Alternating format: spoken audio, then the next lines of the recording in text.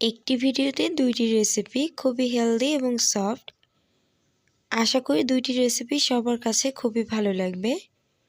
খুবই অল্প সময়ে ঝটপটভাবে কিন্তু আপনারা এই দুইটা রেসিপি ট্রাই করতে পারেন।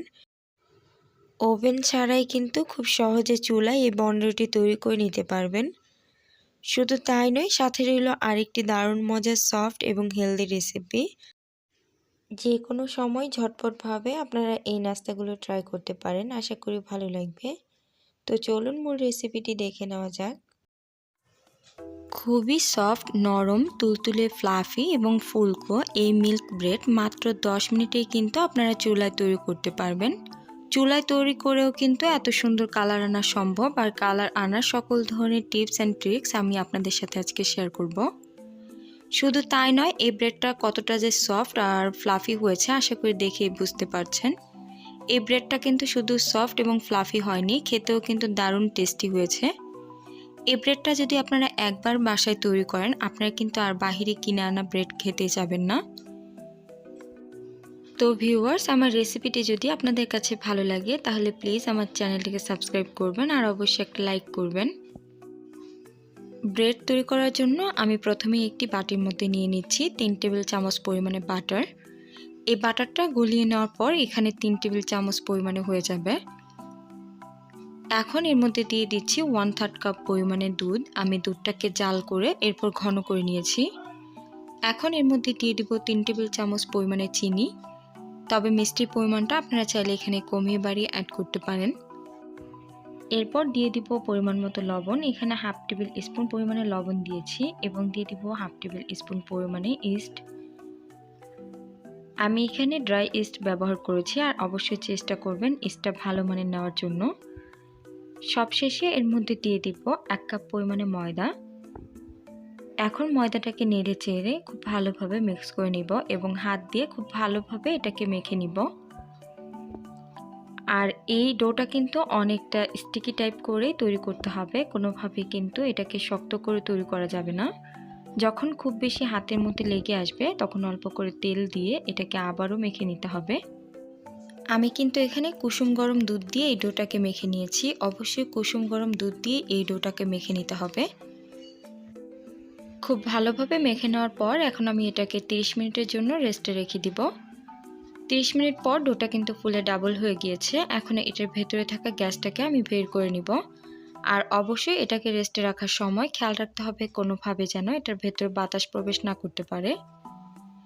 এখন এই ডোটাকে আমি আবারও কিছু সময় মেখে নিয়েছি। এরপর এটাকে সমান কয়েকটি ভাগে ভাগ করে নিব। আপনাদের পছন্দ মতো এটাকে ছোট বড় সাইজ করে কেটে নিতে পারেন।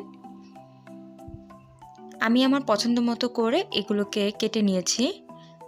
এখন প্রত্যেকটা লিচিকে নিয়ে এভাবে গোল গোল করে একটু বলের শেপ দিয়ে নিব। আর চেষ্টা করবেন এই বলটাকে একটু মসৃণভাবে তৈরি করার জন্য। এখন একটা স্টিলের প্লেটের মধ্যে হালকা করে তেল ব্রাশ করে নিয়েছি। এরপর এই ব্রেডগুলোকে সাজিয়ে দিয়ে দিচ্ছি। এখন এটাকে আবারও রেস্টে রেখে দিব 15 মিনিটের জন্য। 15 মিনিট পর দেখা যাচ্ছে আবারও ব্রেডটা কিন্তু ফুলে একটু বড় হয়ে গিয়েছে। এখন এই ব্রেডের মধ্যে খুব সুন্দর কালার আসার জন্য আমি এখানে একটা টিপস ব্যবহার করব। আমি এখানে একটা ডিমের কুসুম আর 2 টেবিল চামচ পরিমাণে দুধ একসাথে মিক্স করে ব্রেডের উপরে ব্রাশ করে দিচ্ছি। খুব ভালোভাবে প্রত্যেকটা ব্রেডের গায়ে এটাকে ব্রাশ করে নিতে হবে। এখন ব্রেডটাকে আমি ব্রেক করে নিব। আজকে চুলার মধ্যেই কিন্তু এই ব্রেডটাকে তৈরি করব। এজন্য চুলার উপর একটা হাঁড়ি বসিয়ে এর মধ্যে 2টা কাগজ দিয়ে তারপর একটা স্ট্যান্ড দিয়ে এরপর প্লেটটাকে খুব সাবধানে বসিয়ে দিয়েছি। এখন আমি একটা সিলভার ঢাকনা দিয়ে এটাকে ঢেকে দিব। আর অবশ্যই খেয়াল রাখতে হবে কোনোভাবে যেন এটার ভেতর বাতাস প্রবেশ না করতে পারে। চুলার গ্যাসটাকে লো থেকে একটু বাড়িয়ে রাখতে হবে। এভাবে আমি 10 মিনিট অপেক্ষা করেছি। 10 মিনিটের মধ্যে কিন্তু মাশাআল্লাহ দেখতেই পাচ্ছেন ব্রেডটা হয়ে গিয়েছে। ভিউয়ার্স, ওভেন ছাড়াই কিন্তু চুলায় মাত্র 10 মিনিটে কত সুন্দর কালার এসেছে ব্রেডের মধ্যে।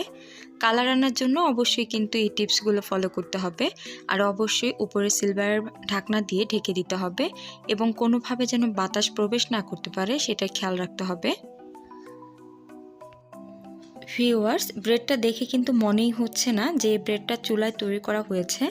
ওভেন ছাড়া এত সুন্দর কালার ভাবতেই কিন্তু অবাক লাগে। হ্যাঁ ভিউয়ার্স, আপনারা যদি এভাবে একবার বাসায় তৈরি করেন তাহলে কিন্তু আপনারা বুঝতে পারবেন যে কত সহজেই চুলায় এই ব্রেড তৈরি করা যায়। ভিউয়ার্স, শুধু ব্রেডটা দেখতেই নয়, ব্রেডটা কিন্তু ভেতর থেকেও খুবই সফট এবং ফ্লাফি হয়েছে আর খেতে কিন্তু দুর্দান্ত টেস্টি হয়েছে। আপনারা যদি এই ব্রেড একবার বাসায় তৈরি করে খান, আপনারা কিন্তু বাহিরে কিনে আনা ব্রেড খাওয়া ভুলে যাবেন। এই ব্রেডটা এতটাই টেস্টি হয়েছে। চাইলে বাচ্চাদের টিফিনে, সকাল বিকালের নাস্তায় অথবা যে কোনো সময় এই ব্রেডটা ট্রাই করতে পারেন মাত্র 10 মিনিটে। এখন চলুন আমার পরবর্তী রেসিপিটি দেখে নেওয়া যাক। আশা করি এটাও ভালো লাগবে। 1 কাপ আটা আর পানি দিয়ে গুলিয়ে ঝটপটভাবে মজাদার টিফিন রেসিপি, খুবই হেলদি এবং সফট। আশা করি প্রত্যেকটি রেসিপির মতো আজকের রেসিপিটি সবার কাছে খুবই হেল্পফুল মনে হবে। খুবই অল্প সময়ে এবং অল্প উপকরণে ঝটপটভাবে কিন্তু এই টিফিন তৈরি করে নিতে পারবেন। শুধু বাচ্চাদের টিফিনেই নয়, সকাল বিকেলের নাস্তায় অথবা যে কোনো সময় এটা ট্রাই করতে পারেন। এটার ভেতরটা খুবই সফট এবং উপরও হয়ে থাকে ক্রিস্পি, যার কারণে অনেক বেশি টেস্টি হয়ে থাকে। তো আমার রেসিপিটি যদি কোনোভাবে ভালো লাগে তাহলে প্লিজ আমার চ্যানেলটিকে সাবস্ক্রাইব করবেন আর অবশ্যই একটা লাইক করবেন। তো চলুন মূল রেসিপিটি দেখে নেওয়া যাক। নাস্তাটি তৈরি করার জন্য প্রথমে একটি বাটির মধ্যে নিয়ে নিচ্ছি 1/3 কাপ পরিমাণে কুসুম গরম পানি। এর মধ্যে দিয়ে দিব 1/2 টেবিল স্পুন পরিমাণে ড্রাই ইস্ট, দিয়ে দিব পরিমাণ মতো চিনি। চিনির পরিমাণটা অবশ্যই আপনারা কমিয়ে বাড়িয়ে অ্যাড করতে পারেন। আমি এখানে 2.5 টেবিল স্পুন পরিমাণে চিনি ব্যবহার করেছি। এরপর নেড়েচেড়ে এটাকে একটু মিক্স করে নিব। এখন এর মধ্যে 1 কাপ পরিমাণে আটা দিয়ে দিব, তবে আপনারা চাইলে আটার পরিবর্তে এখানে ময়দাও ব্যবহার করতে পারেন। এরপর স্বাদমতো লবণ দিয়ে হাতের সাহায্যে খুব ভালোভাবে মেখে নিব। চেষ্টা করবেন হাতের সাহায্যে খুব ভালোভাবে এটাকে মেখে নেওয়ার জন্য। এই ডোটা খুব বেশি টাইট হবে না অথবা খুব বেশি নরমও হবে না। দেখতেই পাচ্ছেন এটা কিন্তু এরকম হালকা একটু স্টিকি টাইপের হবে। এখন এটাকে 5 মিনিটের জন্য রেস্টে রেখে দিব। 5 মিনিটের মধ্যেই কিন্তু এই ডোটা আরেকটু সফট হয়ে গিয়েছে। এখন কিন্তু আর হাতের সাথে লেগে আসবে না। তবে আপনাদের হাতে যদি খুব বেশি লেগে যায়, চাইলে হাতের মধ্যে তেল লাগিয়ে এটাকে মেখে নিতে পারেন। এখন এই ডোটাকে কয়েকটি ভাগে ভাগ করে নিব। এর জন্য একটি লম্বা করে নিচ্ছি। এরপর একটা ছুরির সাহায্যে সমান ভাগে ভাগ করে নিচ্ছি। তবে আপনাদের ইচ্ছা মতো আপনারা যে কোনোভাবে কিন্তু এটাকে ভাগ করে নিতে পারেন। এখন একটা অংশ নিয়ে হাতের সাহায্যে কিছুটা লম্বা করে নিব। আশা করি কাজটা দেখেই বুঝতে পারছেন যে কিভাবে নাস্তাগুলো তৈরি করে নিচ্ছি। হাতের সাহায্যে খুব সহজেই কিন্তু এভাবে লম্বা করে নেওয়া যায়। এরপর এটাকে পেঁচিয়ে নিব। খুব সহজেই কিন্তু এভাবে পেঁচিয়ে নিলেই নাস্তাটা তৈরি হয়ে যাবে। আর নাস্তাটার একদম লাস্টের অংশটাকে হালকা পানি দিয়ে খুব ভালোভাবে সিল করে দিব। এতে করে নাস্তাটা ভাজার সময় কিন্তু খুলে আসবে না। একইভাবে আমি প্রত্যেকটি নাস্তা তৈরি করে নিব। দেখতে পাচ্ছেন কত সহজে কিন্তু এই সুন্দর নাস্তাটি তৈরি করে নেওয়া যাচ্ছে। তো ভিউয়ার্স, এরকমই সহজ এবং মজার মজার রেসিপি দেখতে চাইলে এখনই চ্যানেলটিকে সাবস্ক্রাইব করবেন আর অবশ্যই পাশে থাকা বেল আইকনে ক্লিক করবেন। এতে করে আমি যখনই ভিডিও আপলোড করব সাথে সাথে আপনাদের ফোনে নোটিফিকেশন চলে যাবে। একইভাবে আমি প্রত্যেকটা নাস্তা তৈরি করে নিয়েছি। খুবই অল্প সময়ে কিন্তু নাস্তাগুলো তৈরি করে নিয়েছি। এখন এগুলোকে ভেজে নিব। ভাজার জন্য পর্যাপ্ত পরিমাণে সয়াবিন তেল মিডিয়াম করে গরম করে নিয়েছি। কোনোভাবেই কিন্তু তেলটাকে অতিরিক্ত গরম করা যাবে না, তাহলে কিন্তু নাস্তাগুলো খুবই দ্রুত কালার চলে আসবে কিন্তু ভেতর থেকে কুক হবে না। চুলার গ্যাসটাকে মিডিয়ামে রেখে নাস্তাগুলোকে ভেজে নিতে হবে। এতে করে ভেতরটা কিন্তু অনেক ফ্লাফি হবে আর উপরে একটু ক্রিস্পি হবে, যার জন্য খেতে অনেক বেশি টেস্টি হবে। চুলার গ্যাসটাকে মিডিয়ামে রেখে নাস্তাগুলোকে উল্টিয়ে পাল্টিয়ে খুব সুন্দর কালার আসা পর্যন্ত ভেজে নিব। নাস্তাগুলো কিন্তু ভাজার পর এই নাস্তাগুলো অনেক সময় পর্যন্ত এরকমই ক্রিস্পি এবং সফট থাকবে। যদি আপনারা এই প্রত্যেকটা টিপস ফলো করে এই নাস্তাগুলো তৈরি করেন, নাস্তাগুলো দেখতে পাচ্ছেন কত সুন্দর একটা কালার এসেছে আর নাস্তাগুলো কিন্তু ফুলে গিয়েছে। প্রত্যেকটা নাস্তায় কিন্তু আমি একইভাবে ভেজে নিয়েছি আর নাস্তাগুলো দেখতেই কিন্তু মাশাআল্লাহ অনেক লোভনীয় হয়েছে, খেতেও কিন্তু দারুণ টেস্টি হয়েছে। আমি তো বলবো আপনারা একবার হলো বাসায় এই নাস্তাগুলো বাচ্চাদেরকে তৈরি করে দিবেন, ওরা কিন্তু ভীষণ মজা করে খেয়ে নেবে।